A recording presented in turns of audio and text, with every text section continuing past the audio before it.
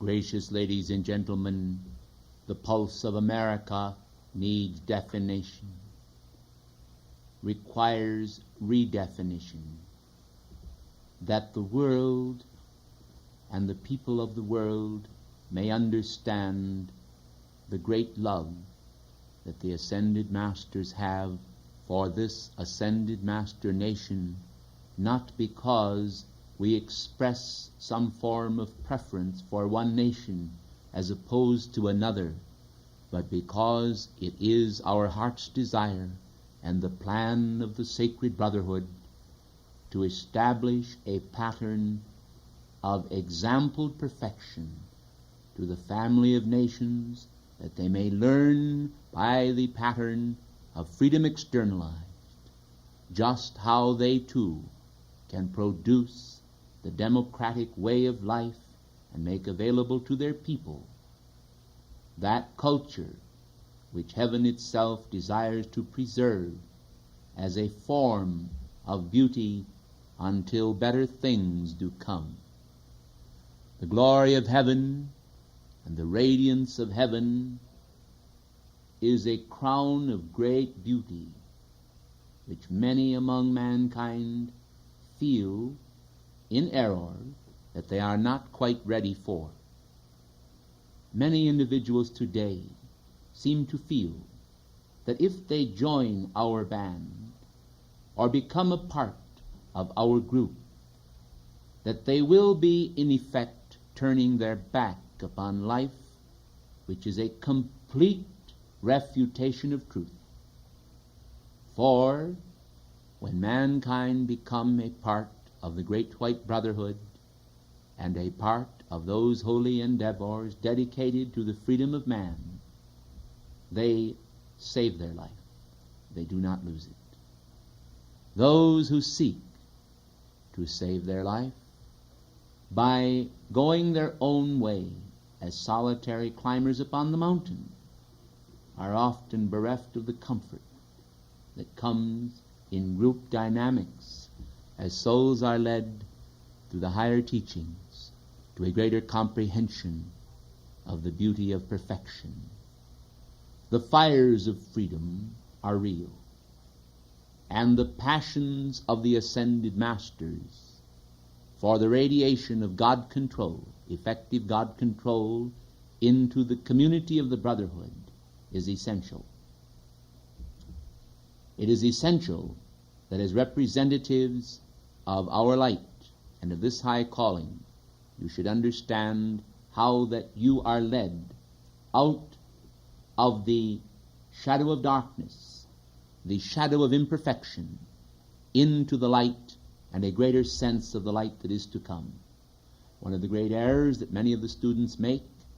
is the error that does not clearly understand the perfection of heaven at its own levels and the imperfection of earth at human levels. Men seek, to use the vernacular of the human, to bite off more than they can chew and to swallow more than they can digest. It is our wish, in the interests of the freedom of man, that the students will understand that we do often temper the wind of heaven to the shorn lamb of human identity. For there are times when men do feel woefully small because they sense the great vacuum that is present in the human person when its values are aligned against the beautiful patterns of heaven, and by contrast seem to hold little promise except perhaps the approbation of their fellow men. Whereas those who pursue the higher goals seem to seldom come into tangible contact with the Ascended Masters in their flesh form, and to actually see us with their fleshly eyes. They sense, however, our presence from time to time, and often know that they have our protection. But in moments of trial, the greatest blessings are sometimes forgotten, and men, as though the house were on fire, run out into the street and forget to bring with them those simple treasures which they could easily hand carry. This is typical, however, of human nature, but not of the divine nature. And therefore, as I come to you tonight, it is as a practical man of the Spirit, who desires to see freedom as a breathing immanence which men will carry about them almost as an amulet. Freedom, in order to become practical, must be used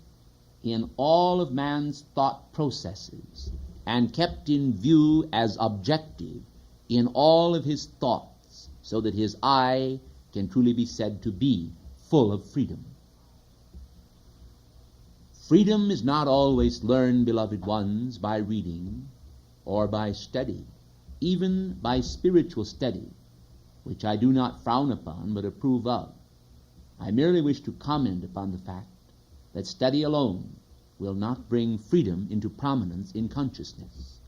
but rather many times the simple affirmation and desire to hold freedom in consciousness will do it, whereas strange formula might actually resist the magnification of freedom simply because the effort is too great and is not required. There is a great deal to be said for the power of simple acceptance, and I think that I shall give to you tonight a little formula often used by this messenger, a formula of simply affirming a thing to be true and knowing that it is, a formula that is so simple that it would seem to hardly hold any validity. Yet we have seen even this messenger use this simple formula and produce miracles in the lives of the students for whom he called.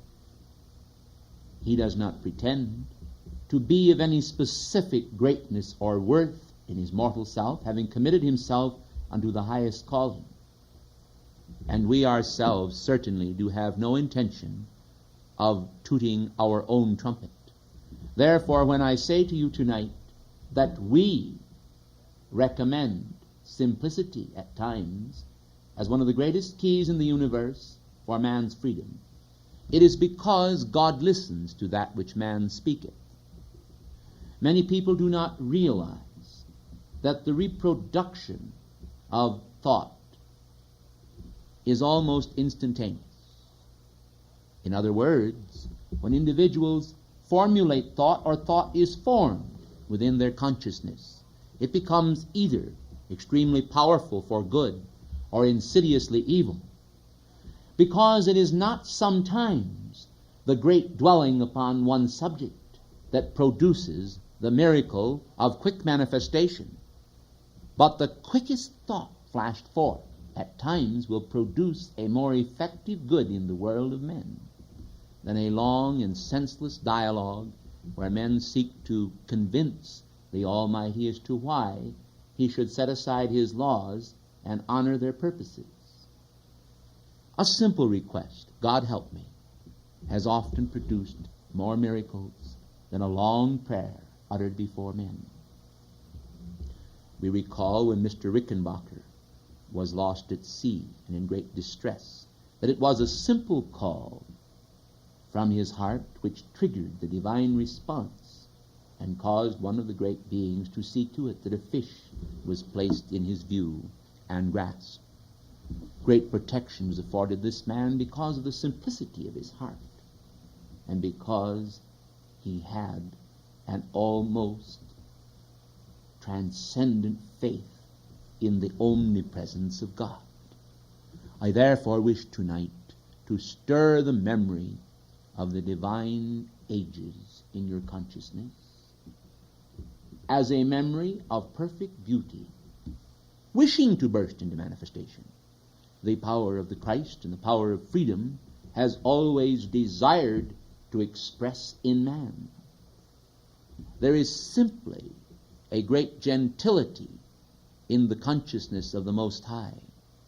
which is actually transmitted to every ascended master. There are times that strangers coming in to hear our words and listening to such great beings as Rheolite, the beloved El Moria, Zarathustra, Archangel Michael, and many of the great beings who at times come forth with a bursting sound, feel that perhaps there is almost an attempt by heaven to intimidate mankind, as though we would prod you into doing something that was against your will. I hasten to tell you that this is not the motive behind the volume. Much of the volume is governed by the radiation patterns which are intended to open up the flower of man's being and assault the bastions of mortal consciousness, in order that as the petals of consciousness open, we may deposit something of worth and value therein. It is necessary sometimes to almost sandblast man's consciousness in order to break away the scum of mortal thought and feeling which adheres so closely to the surface of thought, to the surface of consciousness, and produces not miracles of beauty, but the pallor of ugliness. We therefore stress to you tonight that you must learn to have a mind that is like the sling of David. You must learn to have a mind that can resist evil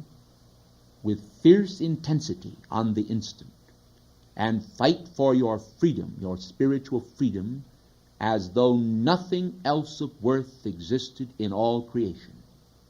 When you learn to do this, blessed Chelas of the light, when you learn to cognize and understand that you are in an eternal battle for the highest prize that the universe holds, you will see to it that these trivia of thought and feeling that obscure the face of God and put your fellow men in a bad light in the eyes of others is not a part of the divine plan. For the divine plan intends to give all men their freedom, and to see to it that freedom is cognized by man as the power to render service as great example. Great example does not of necessity require huge words or complex meanings. There are times when simplicity of service is of the greatest value because it is most easily transmitted. Therefore tonight, as I come to you seeking to create in the student body an awareness of the treasure of life that is in themselves, and to evoke a response calculated to develop polish in your culture and your expressions to one another, I do it not in a sense of condemnation for past errors, but because errors can be backdrops upon which the light can shine more brilliantly. We do not say that you should go out and form these backdrops deliberately in order to provide contrast for light media, but we do say that it would be well if you would recognize that when man has sinned much and been forgiven much, he can, as Christ has said, love much. And love is the fulfilling of the law. And when love acts in man's consciousness, there is a sense of such reverent beauty that he is able to survive better with simplicity than with complexity. Now, I am not tonight taking action to cause individuals to shun the complex, for the complex formulas enable man to attain a greater level of achievement than simplicity. Yet simplicity is the key that opens the door and affords mankind the weapons of spiritual warfare, whereby he is able to thrust aside sudden impulses that seize mankind at unexpected moments, which are projections of hostile errors and arrows of darkness that are disgorged from the dragon's mouth to pull the consciousness of mankind down and prevent him from having that beautiful divine sense that the ascended Master desired to create in man and which man hungers for. The hungers of the soul for the development of the God consciousness is the culture of heaven. And heaven's culture, tact, and diplomacy are, in my opinion, without peer. Certainly, I think you will grant me this pun, that Miss Emily Post would probably welcome the opportunity to take lessons in our school and find that perhaps the concepts which she disseminated were in themselves quite crude by comparison to the code which we hold most high in our octave of light. However, be that as it may, we are concerned with evolvement, with progress, with a forward sense of movement, that at no age or time in the life of an individual should be forestalled. We wish to see men possess the sense of forward movement. We are concerned that men should cognize that this is the divine intent, and they are not supposed to vegetate in consciousness. Albeit, sometimes I suspect that the hand of heaven chastens men and leaves them in the sloughs of their own dishonor just long enough until they are ready to shed the uncomfortable octaves that they themselves have created. As was said long ago, you made your own bed, you must lie in it. Therefore, we do not particularly advise the students to hold resentment toward heaven when some particular situation in their own lives occurs which is not to their liking. Quite frequently, the reasons, if they were clearly apparent to your consciousness, would be for the development of greater spirituality in you, and also the balancing of cosmic law for some of those rash moments when you were seized by some impulse which did not particularly assist your fellow men to understand how they could rise at that moment toward greater heights, but rather some act of yours perhaps served to shun in them the impulse to move forward and cause them to remain fixed and immobile when it was the will of heaven that they should progress. You see, precious ones, many times brothers will cast stones in the pathway of their brothers.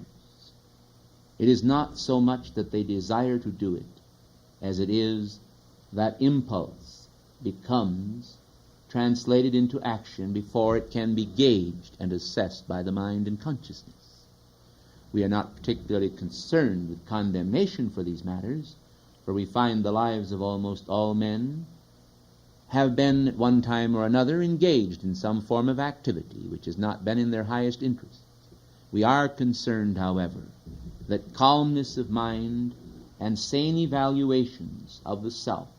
should not produce the fruit of condemnation to where inertia and a sense of wallowing in misery comes into the consciousness of the Chela. Rather, we would like the student to understand that the learning process in itself is often assisted by the chiding of the law, whereby the chiding awakens man to right action through his own error. If this be the case, and the soul be amenable to change, and willing to recognize that these moot points and seemingly subtleties of the law are not in themselves all-inclusive or determinate insofar as a man's life goes, they will recognize that though these points be small, they are also mighty in the release of the soul of the individual Chela from the bondage that small things can produce. And thus, out of a host of right actions and the overcoming of a multitude of wrong actions, the students will gradually come up from the swamps and marshes of life to where they become flowers indeed, free from the sense of strife, stainless in consciousness, and dedicated to those principles which have made every ascended master a useful vehicle in the hands of Almighty God. When the consciousness is then purified and whitened by the labors of the law and the necessary struggles in the production of freedom for the self, the soul is ready for the next step. And to the next step we are dedicated. In this case, we have a twofold problem. We have amongst our children those whose levels of perfection do not quite fit them for the highest offices, and yet because of a dearth of those that should be ready in the service of the king and for the freedom of man, we press into service those untried and untested chelas, and sometimes take the plumber and put him in the place of the electrician, and in other cases must use the plumber for the doctor, simply because there is no well-trained physician in the house. I think that you will understand exactly what I am talking about, and see to it that we must, by reason of this shortage of individuals to fill the various offices of service to mankind, use people who are not exactly fitted insofar as their training goes for the jobs they hold, but they are dedicated and willing, and heaven accepts this willingness and this dedication in lieu of a diploma, and provides that on-the-job training which the law requires that all shall pass through in order that they may be better servants of the light and more perfected in their ways. Do not then do that which we do not do, and condemn any of our children who are seeking so valiantly to serve our cause. Rather, join hands together in the beauty of cosmic understanding, giving to others the freedom which you expect to receive yourself from the hand of heaven and from your fellow men. You know, precious ones, it is a strange thing that men today, as in times past, often seek to effect a judgment upon one another, and we have often heard individuals say, "What has happened to you is the result of your own karma." Sometimes we are impelled to say, not so, for in many cases it is not of necessity the karma of the chelas of the light who are serving to hold down avant-garde positions. Their very position makes them a target for malignant forces which seek to do them despot, and to ruin their reputation before their fellow men, simply so that they cannot be the best servants of our cause. Therefore, I think, if you will recognize the meaning of a tolerant charity toward one another, you will see to it that by giving it, you will also receive it. And this is as it should be, for the law can never be trifled with or trampled upon, but it always produces its perfect effects in due course of time, sometimes ahead of time, sometimes behind time, and sometimes untime. There are reasons why there are lags, and there are reasons why there are delays in fulfillment. All of these things are governed by law, and mercy in many of these actions is not to be discounted, for mercy has been prevalent in our service to our many chelas. We fully realize the dedication and devotion of your hearts, and we are most grateful for the stern disciplines that many of you have effected in your own lives, which disciplines have enabled you to progress at a rate which is at least twice as fast as nature seemed to intend according to the karmic pattern of the self. But we think that when you find your freedom is complete, that you will never regret the fact that you have made haste while the sun shines upon your blessed lives, and you were exposed to our teachings and the spirit of freedom.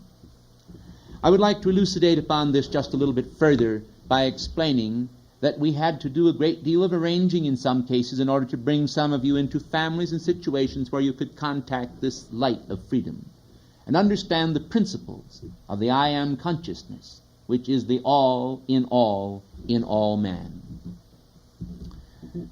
Therefore, when you understand that all of this arranging and rearranging had to be done in order to bring you into a place where you could receive the teaching in the law and have the understanding, you will be perhaps a little more careful with the days that are given to you and the hours that are given into your hand, to realize that whereas it is not our intention to have you suffer with what we may call rigor mortis, at the same time we do desire that you shall feel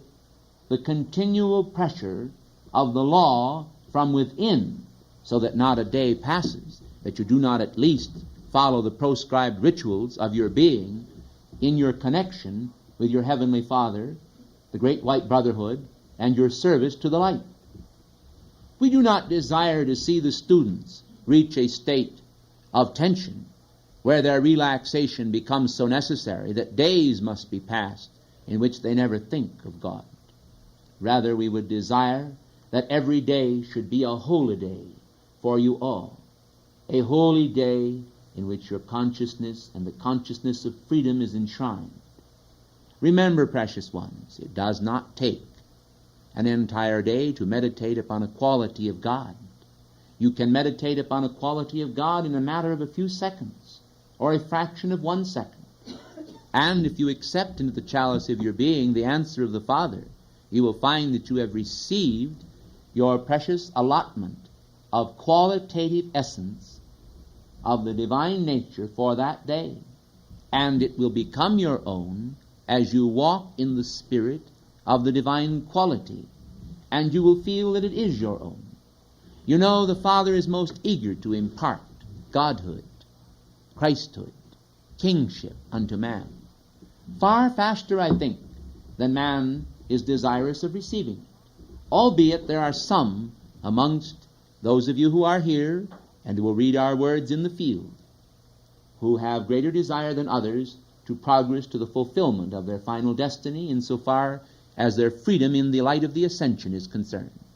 We do not despise this quality. After all, we possessed it ourselves, and it was perhaps our eagerness to become ascended beings that led us on, many times through desperate situations. Nevertheless, today we are able to look back in retrospect upon it with the greatest of joy. Yet, our greater joy comes in the release of the chelas of the light as they, one by one, are granted their ascension in the light. Yet the ascension is intended for every man, woman, and child upon the planet. It is the natural outpicturing of divine grace in action. And therefore, as we ponder the responsibility that we have toward this planet ourselves, it becomes an awesome thing, even when viewed from our level. We can fully understand how that individuals at times will reach a point in their own nature where they become almost frightened by the responsibility that is given to them for the perfection of their own nature and the assistance that the law seems to require insofar as service to others. Precious ones of the light, be not overly concerned with these matters. If you commit yourself to God totally, then He must totally commit Himself to you. And thus the Father's concern for your service will be all sufficient. And the statement, sufficient unto the day is the evil thereof, will lose its meaning. For men will understand that higher has reached down to assist lower to become higher, because that was the thought of higher all the time. And never for a moment did higher desire otherwise for any in the lower octaves. And I think also that if the truth were known and expounded upon, that lower is often yearned deeply for higher, but is simply felt that for a multitude, a host of reasons, perhaps the change could not be effected. In some cases, the reason was one, I am sorry to say, of ignorance. Individuals just simply would not study, they would not do their homework in ordinary school assignments. Somehow or other, I think these are the dreamers and visionaries of the world who looked out the window and wanted to play a bit of hooky. They thought that perhaps it would all manifest for them simply by desiring it, and without any sense at all of the need to be responsible toward the law. We have to deal with all of these people at various levels, precious ones. We cannot ignore any of them. For the world is a field of great beauty, where emerging souls in varied states of consciousness lift up hands and request help. We may not, according to cosmic law, help them always in exactly the way that we might feel they should be helped. But we must submit to their holy Christ self, to their karmic record, and to the recommendation of Kuan Yin, the goddess of mercy, and in many cases submit the total dossier on an individual's life to the karmic board for considerable deliberation before any action can be taken. This is one of the reasons why prayers are not always answered exactly at the moment that individuals think they should. Sometimes, if they did not call so loudly, but simply trusted in God a little more, they would find a quicker answer to their prayer. But once they have committed their cause to the karmic board, it becomes necessary to process it. And therefore, individuals must wait until the decision is handed down, which may in some cases take as long as 6 or 8 months. And we have known of cases of where 8 years of deliberation took place at inner levels before a decision could be handed down in an ordinary case involving individuals on this planet. The reason I mention this is not to create a sense of involvement or obtuseness, but to show that heaven is very considerate of each life stream and of their best interests. But I cannot sell short the idea of committing oneself to God. But I would like to point out that this commitment, which man maketh with his left hand or his right hand, must also be reinforced by his best attempts to find solutions to his own problems, right while he is calling to heaven to provide the easy path. Men must be willing to serve their own cause, just as they are willing to serve the cause of heaven. If they desire to serve the cause of heaven in ministration unto others, they certainly must be willing to serve the cause of heaven in ministration and service unto themselves. For each person has a very definite responsibility to themselves. And I think perhaps that one of the greatest problems in the world today is the attempts men make to slough off that responsibility to the self, and whereas they themselves are wallowing in a host of problems, they become immersed in the problems of others and seek the solution to the problems of others right while they need to seek the solution to their own problems. Of course, I do not wish you to take license now by this statement and say that you will not help your fellow man when he requests it of you. But the point I wish to make is that the solution to your own problems can be quite simple if you commit those problems to the Father with a firm intent to abide by his decision, and not by that decision which you have tailored already at the moment you entered your petition, having decided in advance that God should answer your petition just the way you want it, and then decided that if any other answer forthcomes, it is not the voice of God. The voice of God will make clear to individuals just exactly what they call for, but they ought to call also for purification of consciousness, purification of concept, purification of the nature of themselves, and put an end to that which is sordid in their lives by realizing that the beautiful and the good and the lovely is the pathway to freedom and immortality. I thank you.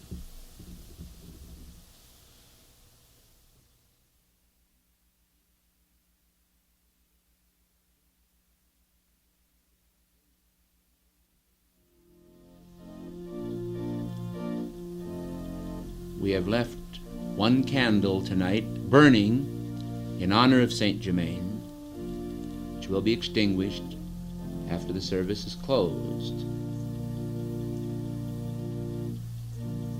I am very grateful for the ministration of this marvelous master and lover of freedom, for his valid and careful instruction, which I trust we will appropriate in the next 100 years.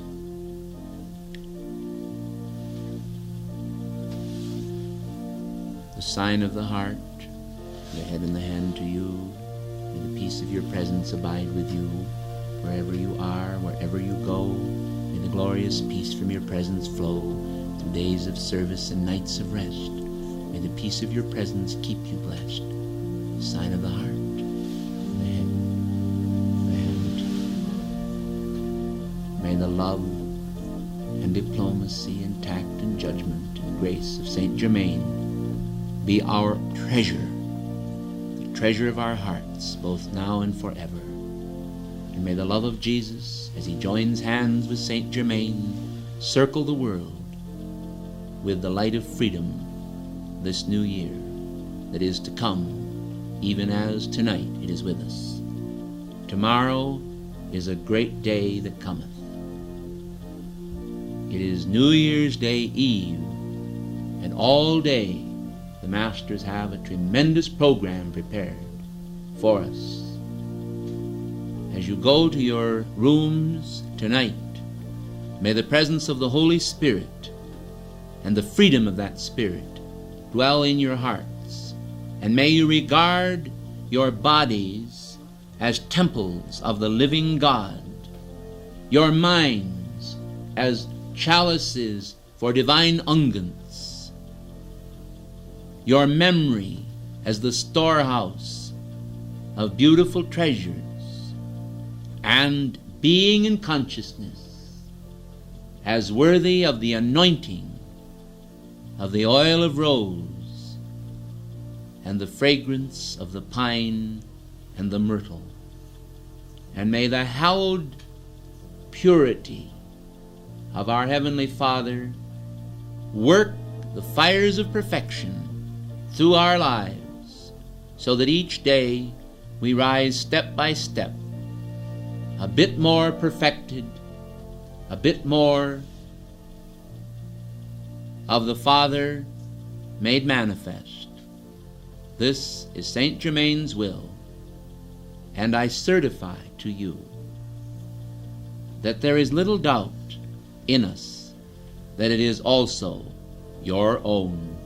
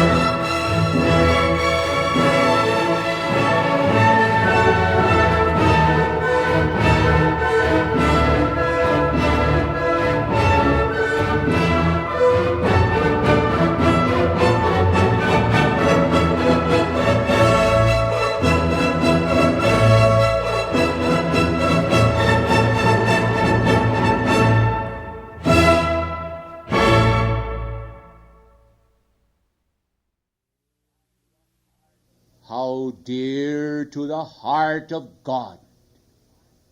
are those scenes of holy infancy, when the pure innocence of consciousness became a tablet of the divine law on which the fingers of God did move. And as in olden days, when God inscribed the holy law upon the tablets of stone on Horeb's height, God did write his laws within the hearts of men, and they perceived in the beauty of sweet innocence the light of God that never fails. I, Rheolite, am come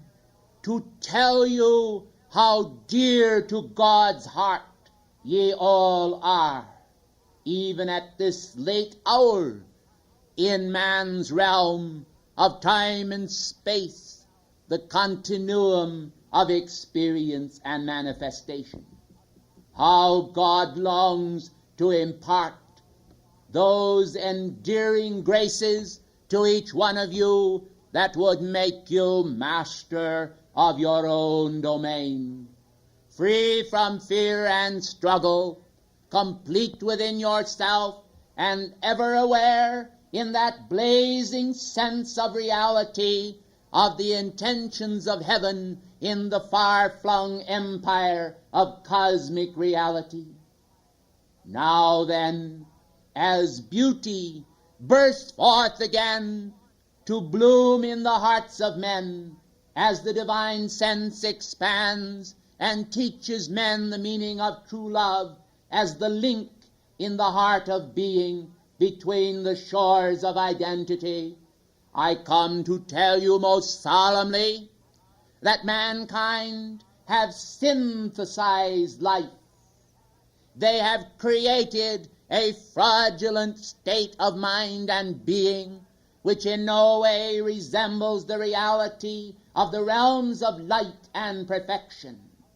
But because of the nature of the tightly coiled spirals of identity, mankind, precious ones, are enamored of those elements of human creation in which they live and have lived for centuries, fabricating then a sense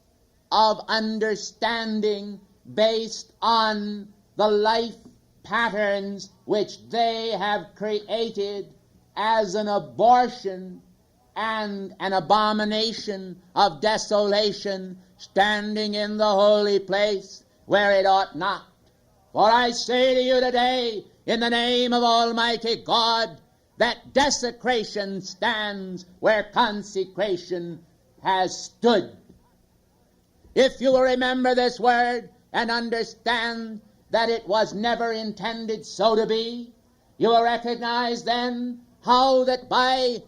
the weaving of the shuttle of man's attention to and through the heavenly looms will produce once again a renewal of the sense of perfection and reality, which will teach each heart the meaning of the divine impartation, the meaning of the divine spark. Oh, how radiant is that spark, whether as small as the head of an angel dancing upon the head of a pin, or as great as an angel standing in the sun. It matters not the relative sense of size, for the glow of the eternal fires is always by contrast to the gray densities of mortal thought and feeling a splendid appearance that always brings joy to the heart of every angelic being. Whenever any of you here upon this planetary body come in contact with a heavenly host, where do you think they look?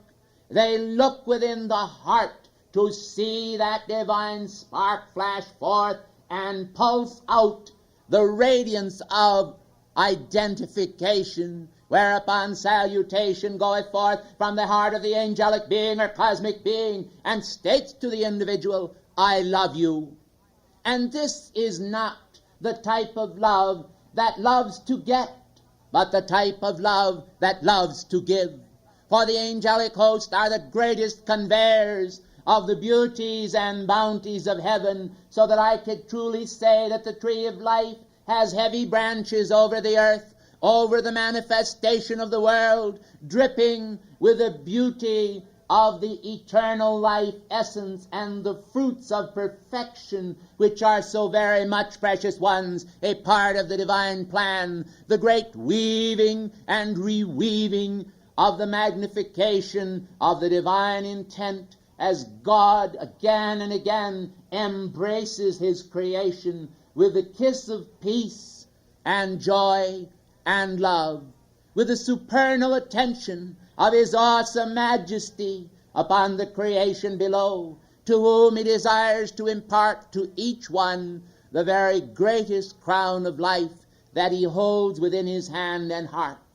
And there are crowns for all to go around, and none are intended to remain bereft of them, for they represent achievement, and achievement in a very real sense is the requirement of this hour. It has always been the requirement, precious ones, of every hour, for the divine intent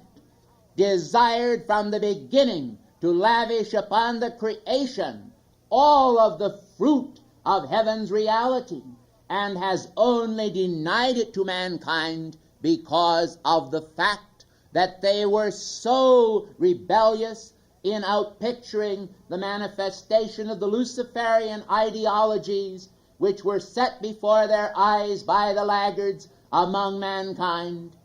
and also by those rebellious spirits which went forth to do mankind harm and to produce rebellion against divine principle.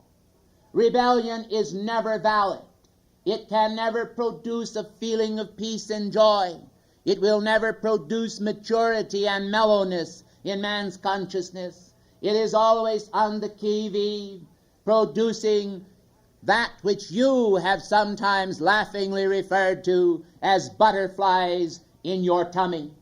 I tell you, precious ones, that when mankind feel the pulsations of the divine, it produces divine comfortability and awareness. It produces clarity of consciousness and no sense of struggle whatsoever, but a simple, gracious knowledge that because God is, you are, and are able then to utter the power of the sacred word with your own tongues and claim the divine birthright as you say so lovingly, so sweetly, so intentionally, why, I am a real part of God. I am a ray o' light from his precious heart, from the great central sun. I am splendid manifestation. I am perfection and purity and clarity, and my body and my bones and all that I am below belongs unto my presence and is the vehicle through which my presence will express all that cornucopia of cosmic grace which it always has ready and waiting to shower upon mankind as the altar of his heart becomes a sacred ark of the covenant where the covering cherubim smile forth the great power of Alpha and Omega as the flashing forth of identity in the Shekinah glory of the splendid light of the descending divine presence creates that ark of ascent which enables mankind to remember the rainbow of promise as the pure white light that has come forth and divided itself into the pulsations of light purity visible to the optic nerve and sense of mankind, just as the spiritual treasures of divine radiance from the cornucopia of divine light abundance are visible to the spiritual eyes and those who have the power to discern that cosmic radiance which God is and which ye are.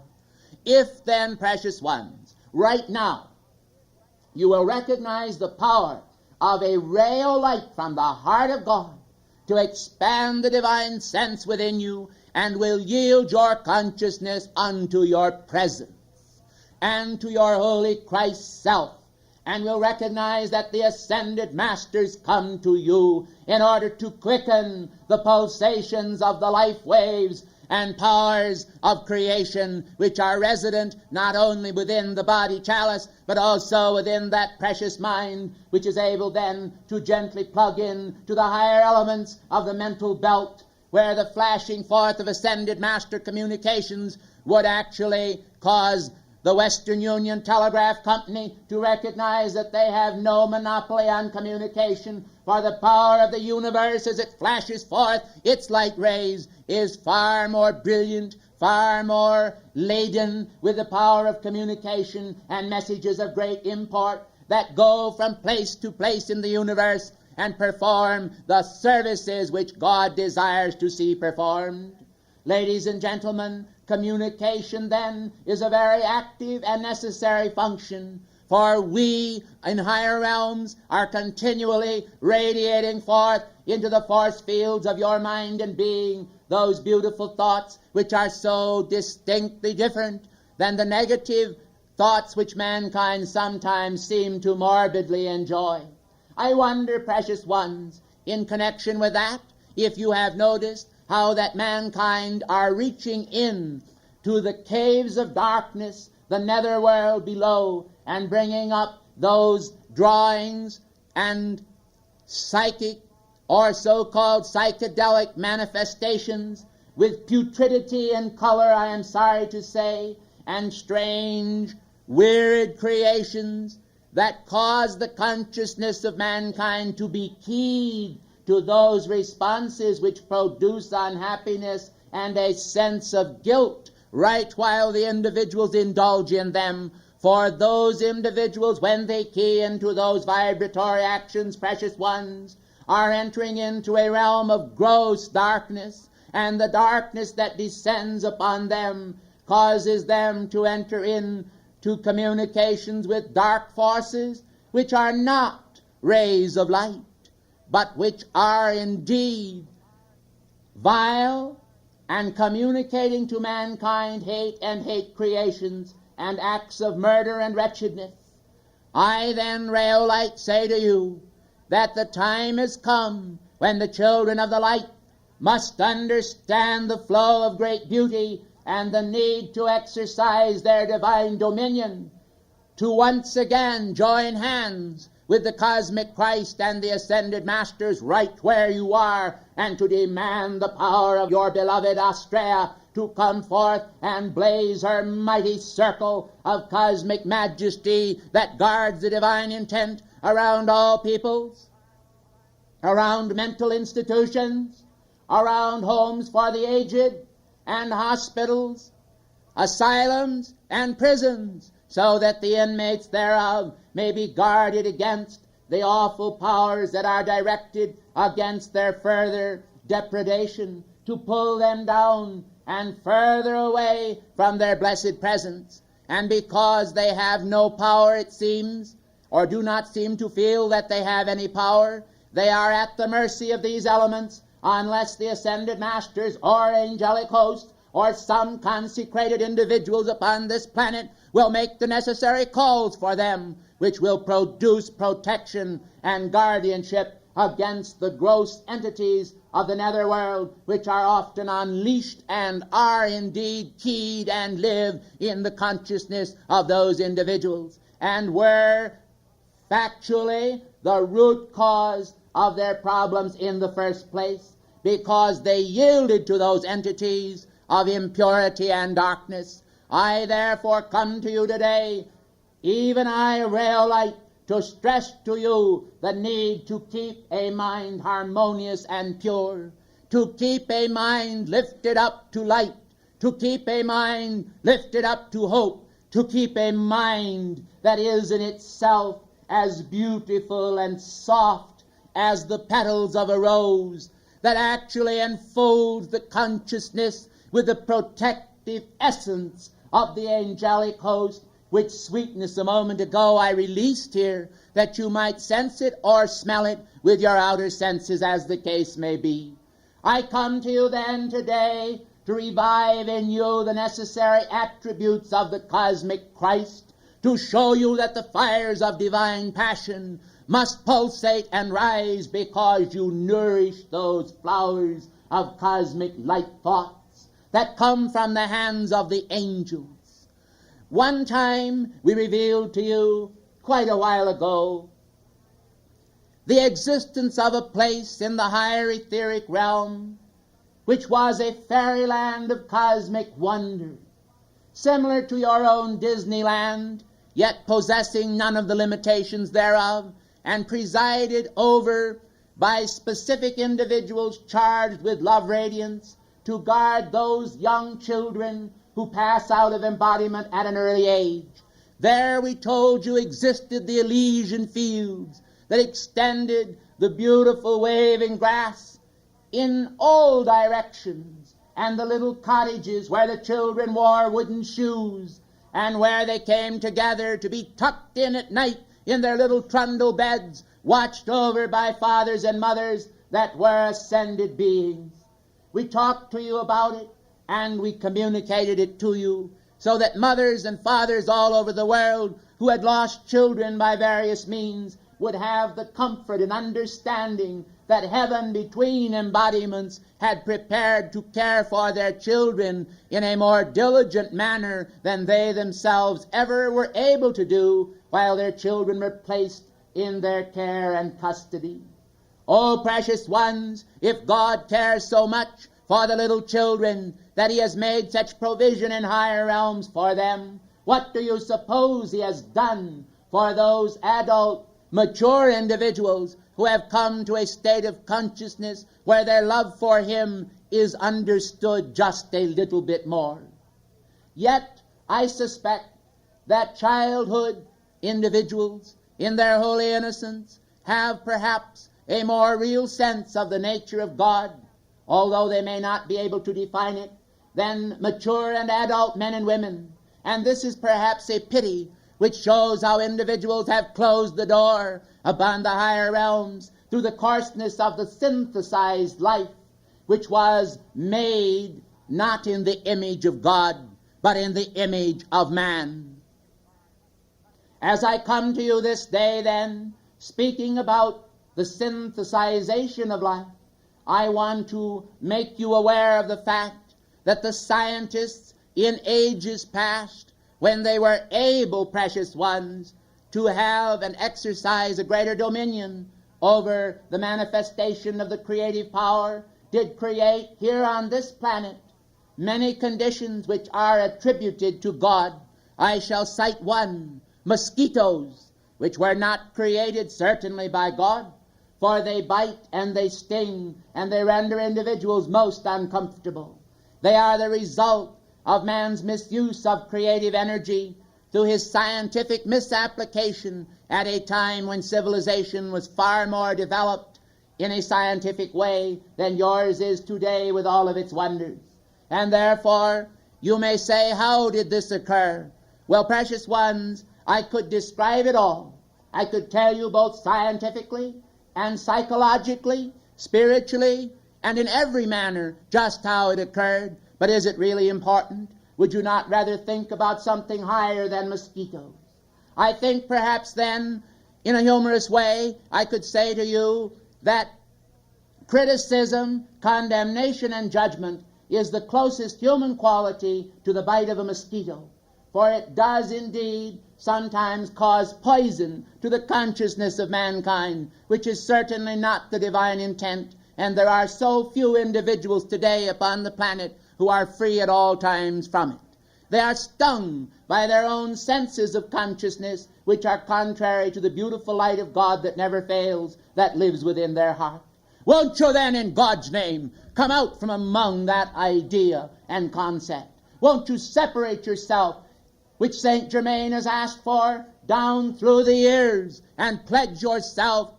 to look beyond human tears and human fears, and understand the need to enforce security in the consciousness of others by just being a little more godlike unto them during their moments of stress, when men and women are struggling to do their best, when they seek to do all things well. Won't you assist them, precious ones, by understanding that people are sometimes pressed on every side and are not always able, even when they are willing, to do all that they would do in the service of the light?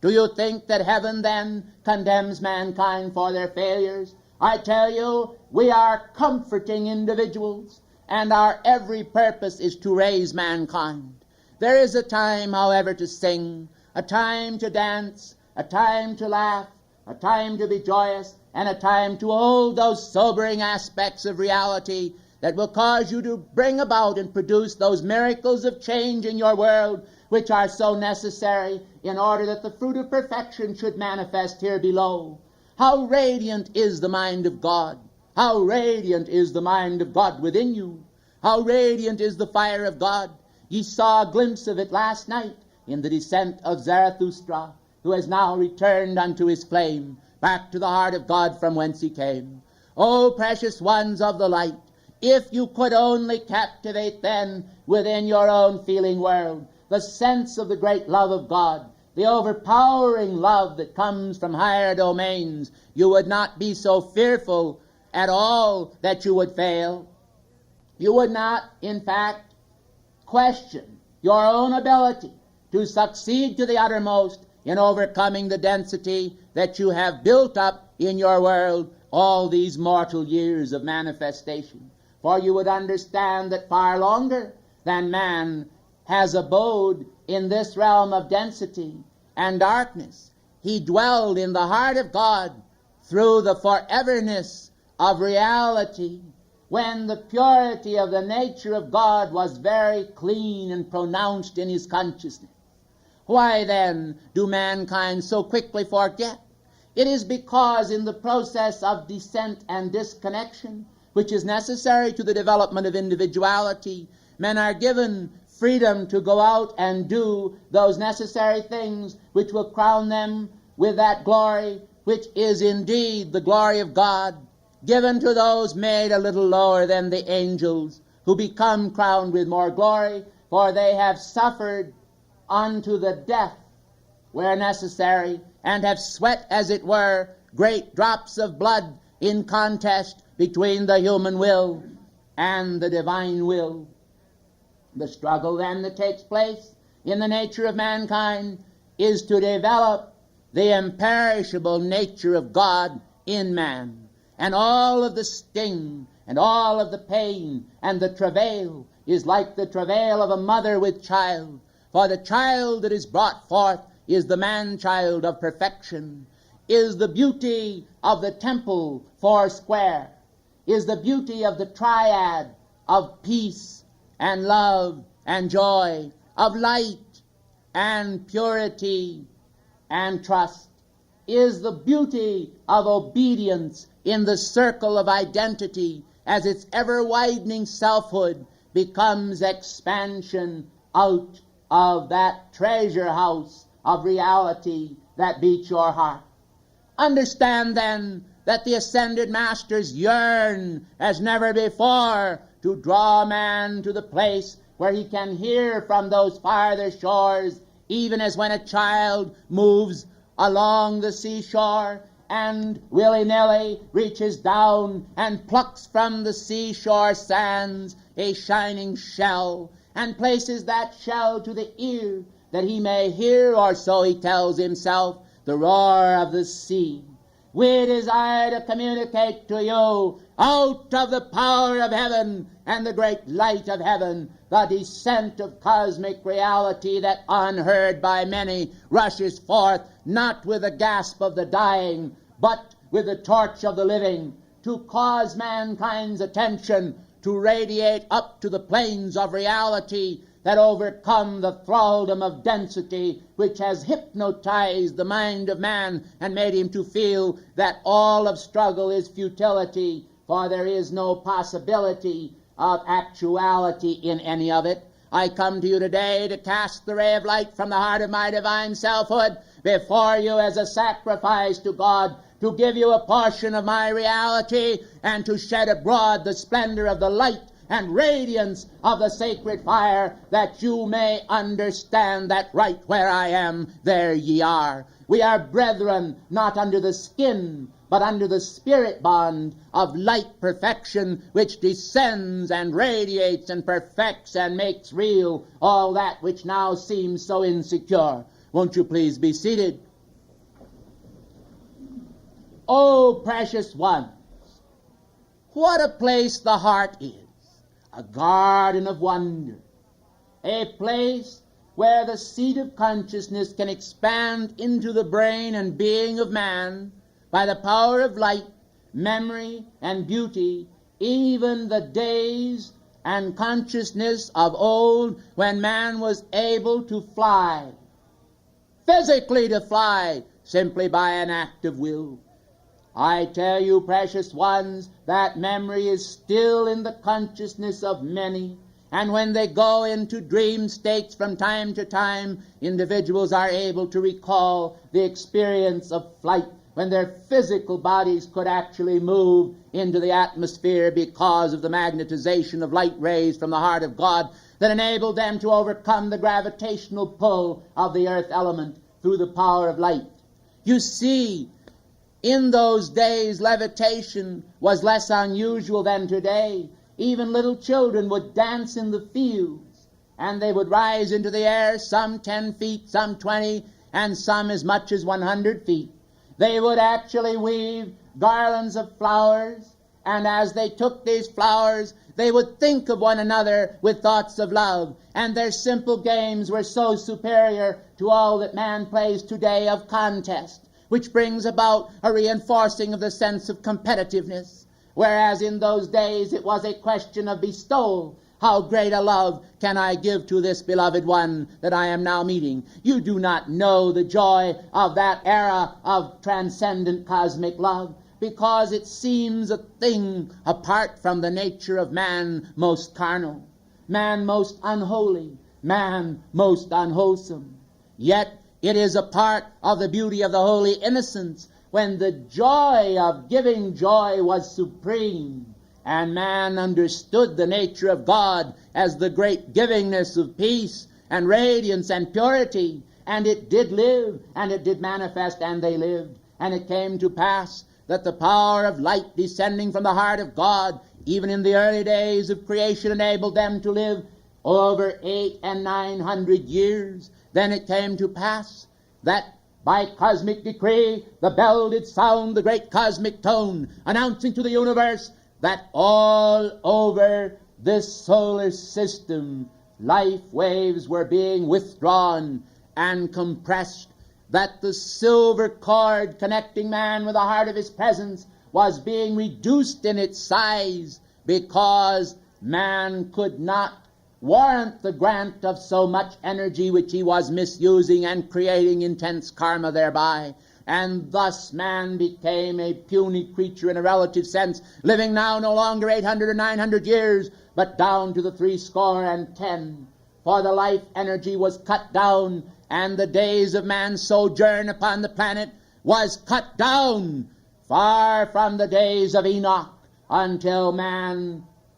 was circumscribed round about, so that he would not do so much harm unto himself and unto his neighbor, and could be brought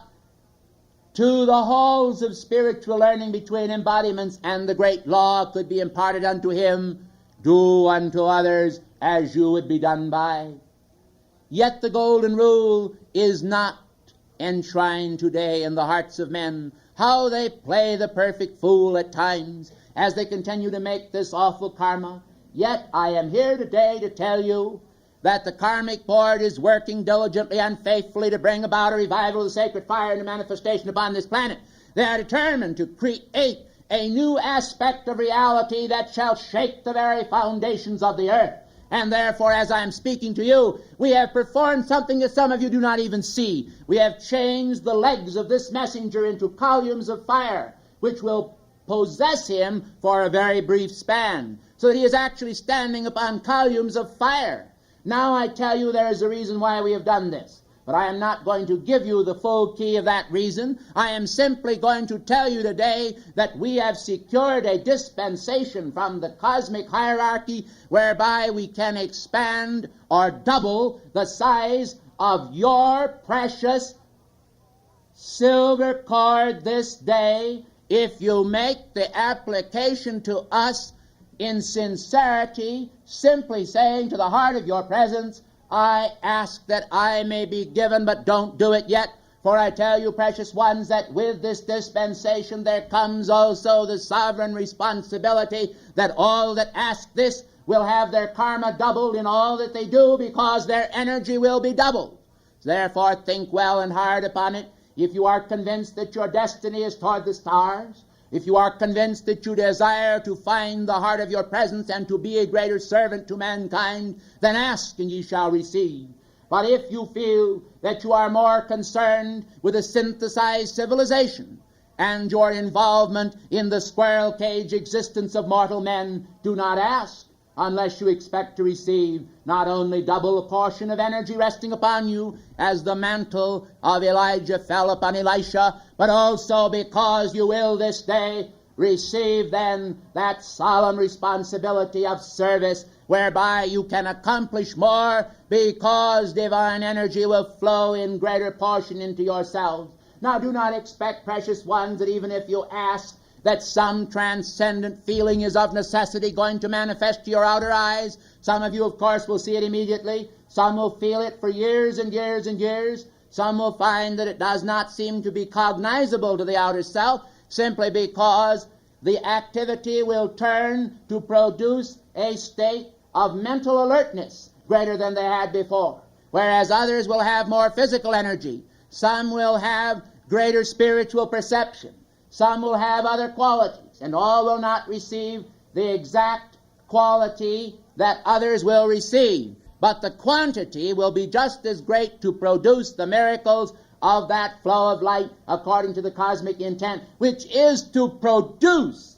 in service to mankind a spirit of continual awakening, whereby mankind can be turned from the law and the light that they have spurned to perceive the power of the cosmic Christ descending into reality now in the world of form, where Christ can be honored, loved, and obeyed, enshrined and developed in manifestation, and where life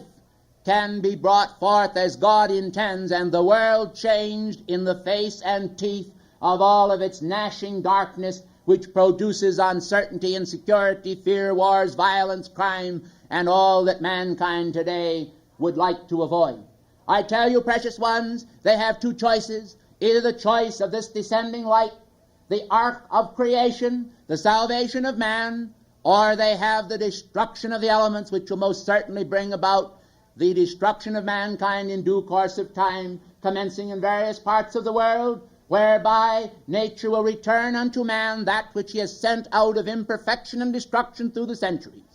I tell you the time is short, for when the great divine director sounded forth his message in Los Angeles and warned of the storm patterns that would form over the world in America, you have seen that it has come to pass, and that none of those words of the great divine director have fallen short of their mark. And I tell you today, in the name of Almighty God, that there is going to be an intensification of some of that activity if mankind do not awake. For the powers of the universe are shaken, and they are determined that mankind are going to receive the cosmic blessings one way or the other, which God intends them to have, and that they are not going to continue in the ways of Sodom and Gomorrah as a city of destruction, a car of juggernaut that sooner or later will go off the track and destroy all that God had hoped for of blessings to mankind. This is not a case of vengeance from the heart of God. It is a case of sanity that descends from heaven, and all of the chastening that the earth receives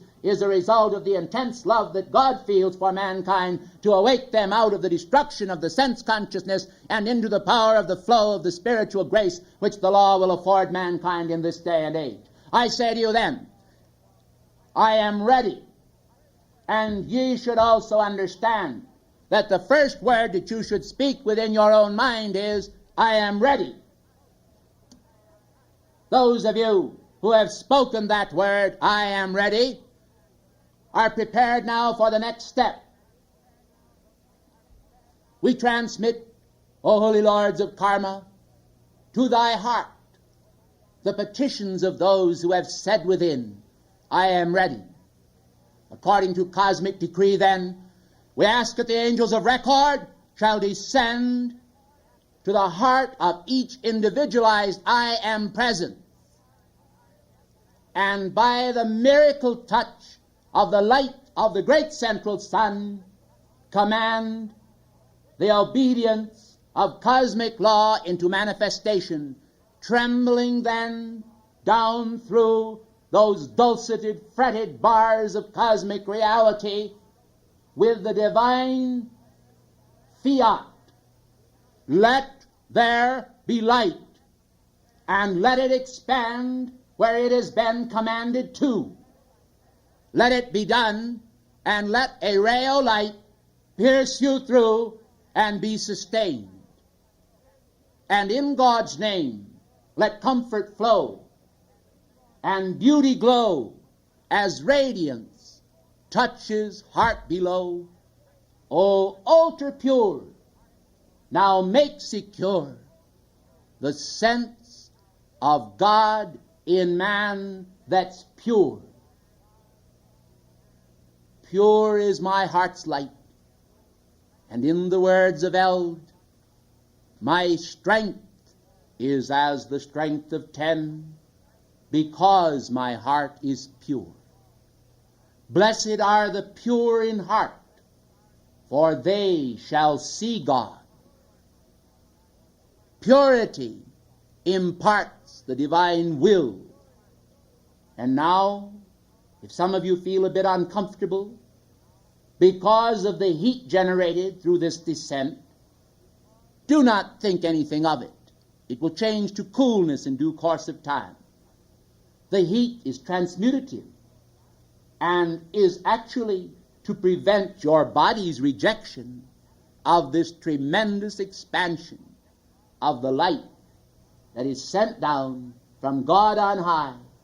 as the gift of the cosmic hierarchy to those who have come to the class of the sign. They have received within themselves a blessing incomparable. But it is like a gold mine, precious ones. What you do with it will determine what it will do for you. I thank you.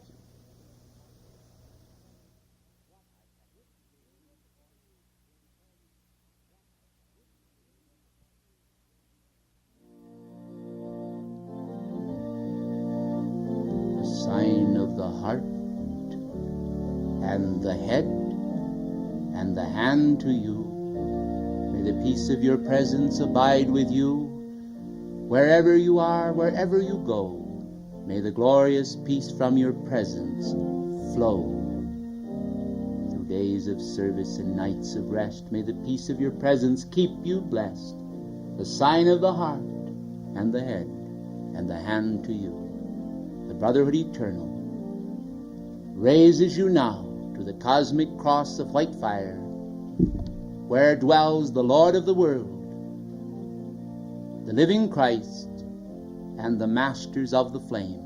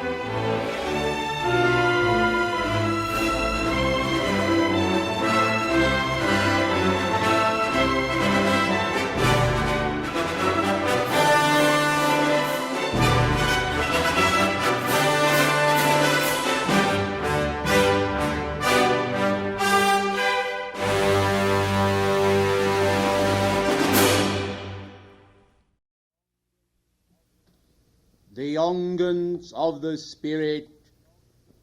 will be applied. Peace, joy, radiance, light, immortality flows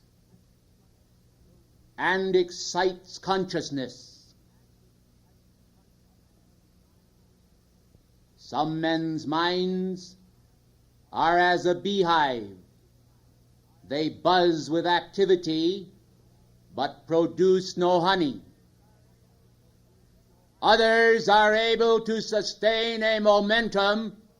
of cognition, whereby the hand of God is seen, the hand of God is felt, the immortal presence is comprehended even through a glass darkly. But the glass of the mind can be polished and refined, and the consciousness can be exalted until it becomes a chalice of worth. And the chalice of worth already the repository of sacred energies finds itself holding a greater level. We magnify courage. We magnify the flame of the heart. We magnify compassion. We inflame the intent with determination. For while the people, as the heathen, do rage and imagine a vain thing, the fashion of cosmic minds as an immortal hum sings its melody so sweetly to the soul that if men did but listen to the hum of God within their souls, they would comprehend more in the simplicity of that melodic outpouring than they do by that music which they cannot yet understand and have not yet entered into. We come not that men may cringe, but that the law may be upheld. For the law is deliverance, and the deliverance of the law is the equality of God producing the gloriousness of balance between life streams. Some, indeed, are lifted up as the hills, and others are depressions and hollows, valleys of despair. We seek to bring about a leveling whereby on the plane of all perfection men may understand that the glory of opportunity was given to all, and that all have not employed it with the same diligence. To become a Christ, to produce the fruit of divine labor, is not an easy task, and it never has been. Throughout the ages, the sense of struggle has been unnecessary and has produced more struggle. But the sense of the hand of God has produced action in men that came not from themselves but through themselves. And thus we understand the bond of hierarchy, not as a frigate adrift without a captain, but as a splendid vessel, sailing in orderly fashion from point to point across the charted seas, the known, the tangible, the cognized. Love itself, which mankind today perceive in many fashions, is in reality one sweet essence, unequivocated by heaven,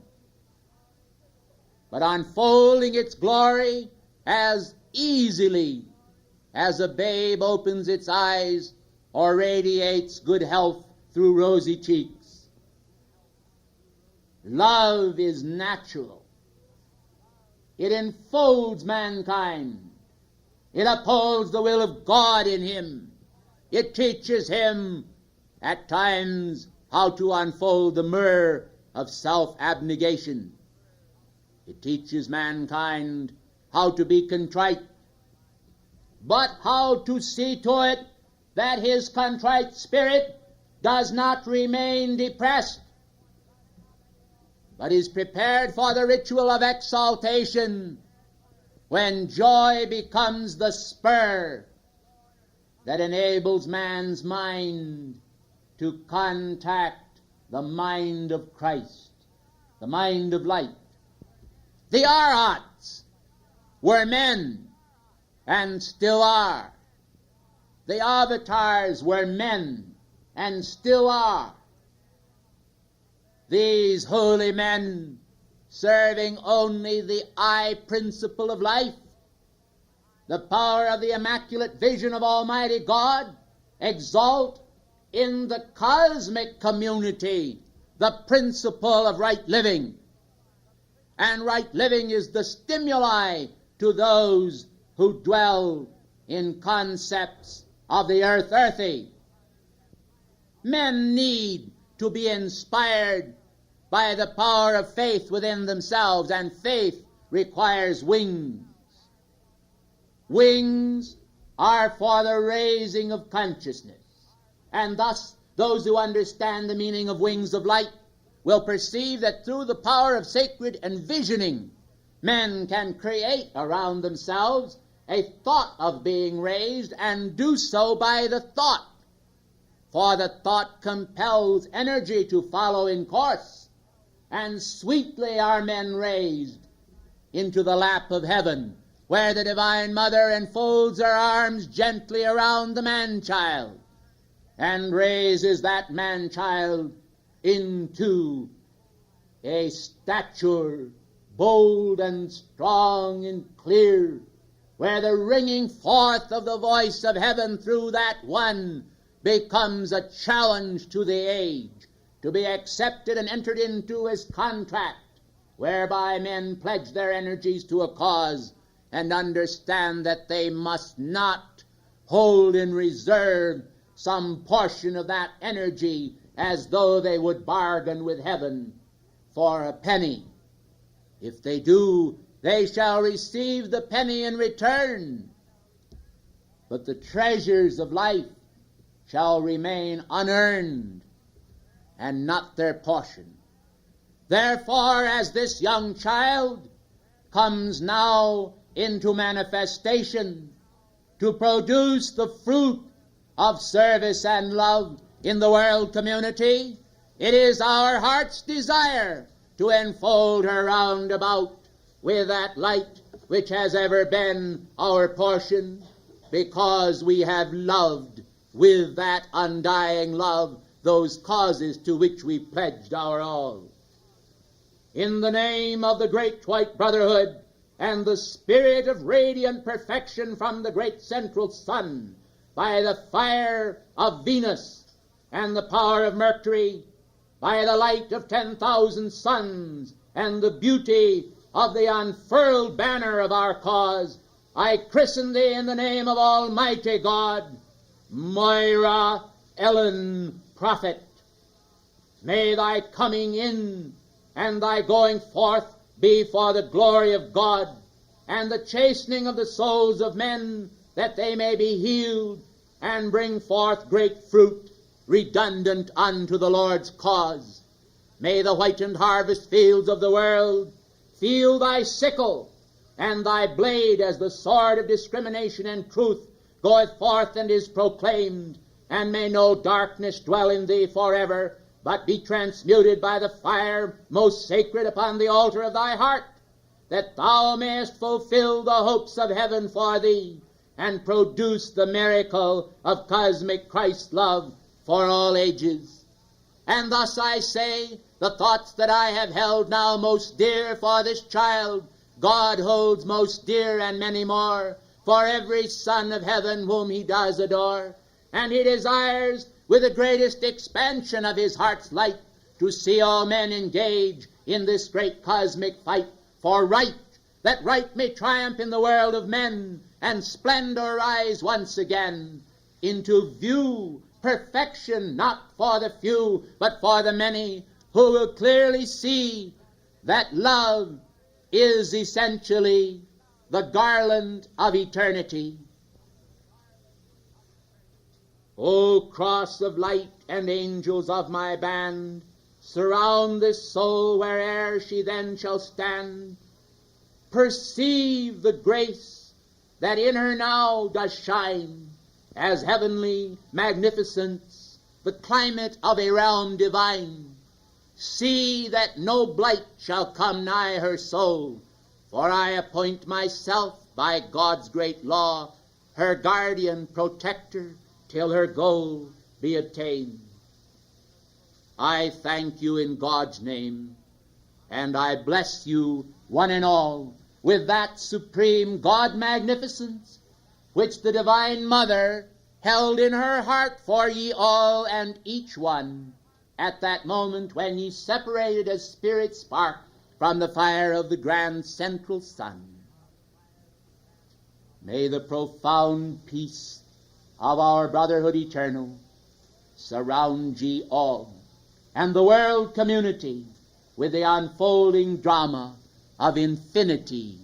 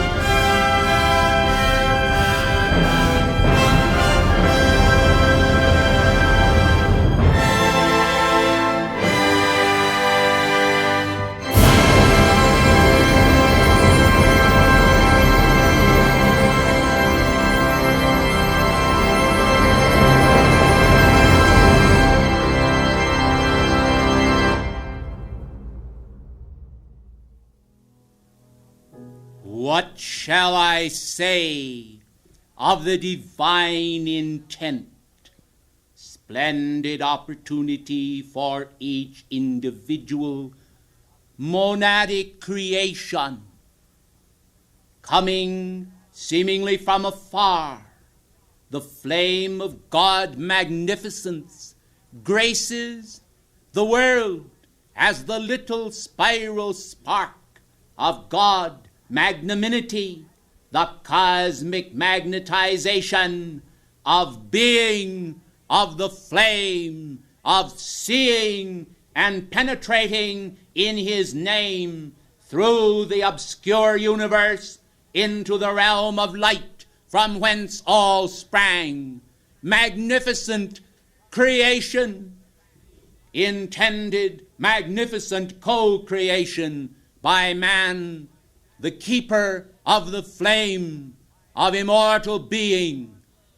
the frozen symphony of the sacred fire descending down from the realm of the Pleiades into magnificent manifestation like a descending golden stairway, brings to man's breathing, living awareness the pulsations of his own tender reality as a green shoot in a garden surrounded by a hedge of infinite protection. The law speaks, and 'tis the law of love. Fire descends, and the fire trieth the works of men, not in order to bring them to shame, but to bring them to the flame of magnificent being, accomplishment, seeing perfection in all, and understanding that the call of immortality is a distant call to which men must give ear. And as they hear the voice of the descending glory from on high saying,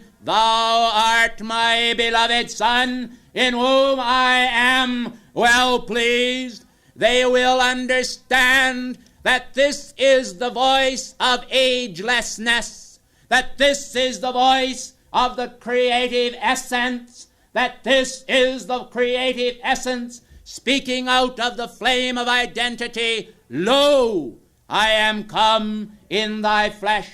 to bear the laurels of my magnificence as hope for all ages before all men. For thou shalt see that the cup that thou shalt drink of shall be before men, that they may see once again the tender reality of infinite sacrifice, that understands the law and does not despise the beauty of our creative love. The love of the Father that is in thee is also the love of the Son, leaping into manifestation as the Holy One of Israel. the Holy One of all that is real within yourself, that does not steal but brings instead the balm of perfection into outer manifestation. The world, steeped in darkness and ignorance, lies in all of its strange determinations, apart from the Father's love and creating continual passions toward darkness, a panting of a dying heart that understands not how that at any instant it may start the renewal of the sacred fire within its essential manifestation, thus producing perfection right where man is, that God, springing from the fount of identity, may leap full-grown into manifestation as the beloved one, the beloved Son, the Christos, the flame, the great music of cosmos that penetrates through the darkness and produces this glorious perfection in manifestation, which is the only begotten of the Father, full of grace and full of truth. I, Zarathustra, by the power of the sacred fire essence from within my own heart, do call to the God sparks within thee, arise and pulsate and cognize thy essence of beauty, perfection, and immortal love, that understands that the pulsation of the sacred fire is a God call coming from the farthest corridors of eternity and producing the mystical echoes of reality within the consciousness of thy being. Thou indeed art beloved of God, for God loveth his creation with a love of greater givingness than any among mankind can understand, until they seek to produce that perfect example by giving of themselves in service to the light and to their fellow men. They are those avatars descending who are the perfection of all ages. Mighty are they, mightier than those who conquer by the sword, men of peace, yet men of war, men of peace toward the world, having hurt to no one in their heart, but men of war, having the desire to impart the principles of cosmic peace by the sword of infinite truth, and the capacity not only to admire it, but to walk in the light, even as I am in the light, to hold the communion of the Father in the center of my being. This is the single-eye monadic vision which the law of love requires now to come forth into manifestation in ye all. The age is one of seeming non-innocence, but the age yet bears her standard of innocence, her standard of purity, her standard of perfection, her standard of the sacred fire, her law that upholds the virtue of immortal life, regardless of what may seem to come into manifestation on the outer surface scum of man's consciousness. We desire then to purify in the triumphant sense of God victory all that man seeks to do, because he first must be directed into the essential understanding of effective God control of himself. The soul must control the outer form, and the form must bow to the God within, that by the magnificence of the descending flame, the all-enveloping sacred fire, may pulsate through man the essence of God victory at all times, to trample upon the awful stains that he has created by an abortion of the cosmic sense, and by feeling a sense of separation from the Absolute, whereas the Absolute has never abrogated man's consciousness and being from the first moment that he created man in the victory of perfection and sent him forth with the laurels of cosmic victory to fulfill the cosmic plan and produce the miracle of manifest perfection wherever he would walk, that around his feet the beauty of the cosmos would burst with seeming joy and the peal of triumphant victory to produce love as love was never produced before, in an ever-transcending measure that goes beyond itself into the realm of such service as has never before been accomplished, because this is that valiant love which God sent forth to rise in ever-glorious, ever-widening spirals of cosmic concept that will produce world without end the perfection of the immortal mind of God with its mercury shining radiance, and its pure perfection, going forth into the world of form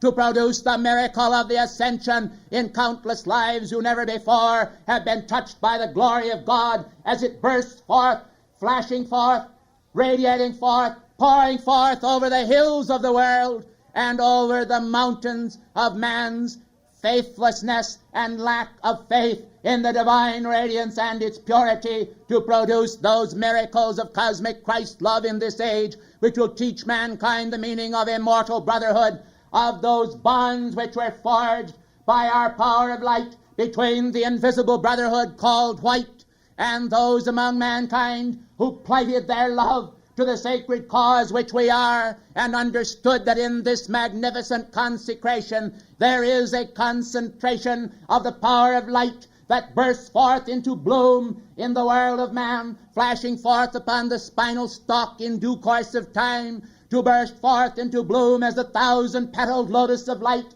fingers of sacred fire leaping out into the universe of nature and recognizing and cognizing the perfection that is in nature, coming out from the body of flesh and the consciousness tethered to mortal ideas and the domain of sense consciousness. Man bursts forth into the sense of spiritual graciousness and the expansion of consciousness, where he is able to go out into the world of form and contact the vital flaming forces that are manifest in nature, which were brought forth by the magic of the chin in his manifestation in the dweller on two planets, whereby the power of we and nature I, in the power of the sacred cross, positive and negative, does bring forth the manifestation of the androgynous nature of God as a sacred fire of life pulsing upon the sacred altar of manifestation and producing the miracle of the cosmic sense, which sweeps across the world and understands that this globe is a globe of light transcendent, that the power of Virgo and Pelor in the heart of the earth is a magnificent manifestation whereby the sun of even pressure in the heart of the earth does burst forth and sustain the life upon the surface of the earth, uniting itself with the bonds of beloved Helios and Vesta from the sun of this system of worlds, and sends its paeans of cosmic praise bursting forth unto Alpha and Omega in the heart of the great central sun as a sacred fire hymn. The hymn to the sacred fire bursts forth into magnificent cosmic consciousness, the dawn of the joy of the angels and the dawn of the joy of mankind, when he no longer is tied to the sense consciousness and the awful enclosures of flesh and blood which cause mankind to feel such a sense of separation from God, whereas the envelope chalice of mortal consciousness of flesh manifestation was intended to be a veil most sacred, where God could walk and talk in the Edenic sense with Adamic man and bring forth the virtue of Christ's magnificence, that the God within man, bursting forth into song, could send forth his radiance all the day long in the great day of foreverness, when God is glorified in the heart of every one of his creation, in every one of his creatures, whom he loveth with a love that none dare despise, if they understand the love that is within his eyes, so tender now as to meld the stony hearts of men. This power of sacred fire that comes again does burst into the world as hope, and hope does fly with wings of gold to carry illumination's message old, the song celestial ringing bells within, the song celestial breaking bonds of sin and causing men to feel the joys of freedom once again. They are not bound by senseless realm of flesh and blood that never could inherit God's great kingdom. They are bound round instead by tethers of light's pledges, of great and sacred honor pledges made of old, as soul did part those hands of gold of Father, Son, and Spirit,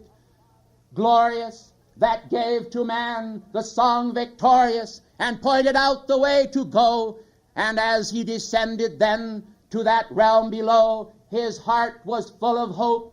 because he knew that when he spoke, the word would manifest in flesh, and all that he did do in Desh, which is the Sanskrit word for space, would then be made a record clear that only God by light could erase. And thus unto man was given the power by sacred fire this very hour, and every hour from time's first manifestation, the power to break all dispensations created by the flesh below, and understand the flame as the way to go and glow and be and see and free all men, that they may be like unto the essence of eternity, which is within the flame. And within the flame there is a name, a sacred name, the name I am, the name of life, the name that spans the ages old and brings to men today the power of the sacred fold. The voice of the shepherd I hear, ringing loud and clear within my ear, is the voice of the cosmic Christ, who beckons now. Oh come, oh come, oh come, renew your vow you made before ye break the ties of life, that for my sake ye pledged to God, that you would hold the torch on high and keep the fold inviolate against the ones who would by mortal sense and, oh, that is of mortal bane, bring to pass a breaking of the sacred flame pattern, and the way that ye know, that ye once knew, that all men knew, that now seems lost. Oh, find it now at any cost, and know, oh, once again, my friends, the sacred fire and its trends. These trends are clear, they raise mankind. They open eyes, they heal the blind. Supreme I am, and in the light, I, Zarathustra, in full flight, with angels from my sacred band, descend to flood my light to this land. America, oh, hold your torch high before all men. It may scorch them then, because they do not understand the promise God has made to man. But ye do know in part, my friends, and as you seek to win this end, you'll find God's life will e'er defend all that men seek to do to you, and life will utter words in you that break the bonds of habits old and free you to this sun of gold. Illumination, Christ does come. Illumination, born of old. Illumination cycles gold. Oh, frame then all your lives with light, and see how soon you join my flight. Oh, ye'll not be separate then from any of the cosmic men. You'll move at will where'er we walk. You'll speak the language we do talk. You'll grasp the principles of life. You'll triumph over every strife. And God will mend the flaws of men, because they come to him again, and kneeling in their hearts with joy, receive his gifts without alloy. This is the life that ye should live. This is the life that ye should give to every man that asks of you, what is the hope ye hold in view? For God does come by sacred fire to touch your life in tender lyre, bringing forth a hymn to you, a garland for immortal few, who on the earth do now hold sway, but one day all will come this way. Oh, live then now, and e'er rejoice. Won't you make our fire your choice?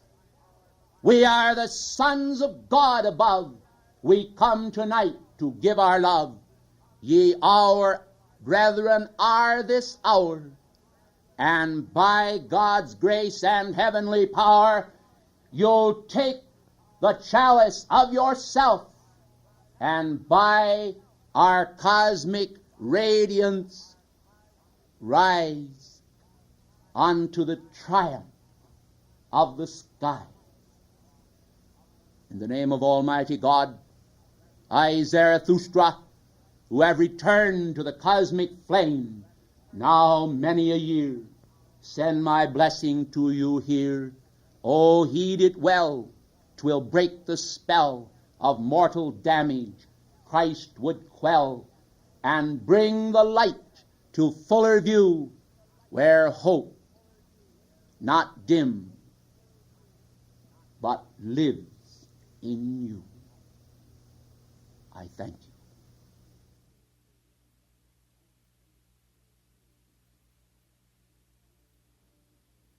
Sign of the heart and the head and the hand to you. May the peace of your presence abide with you wherever you are, wherever you go. May the glorious peace of your presence flow through days of service and nights of rest.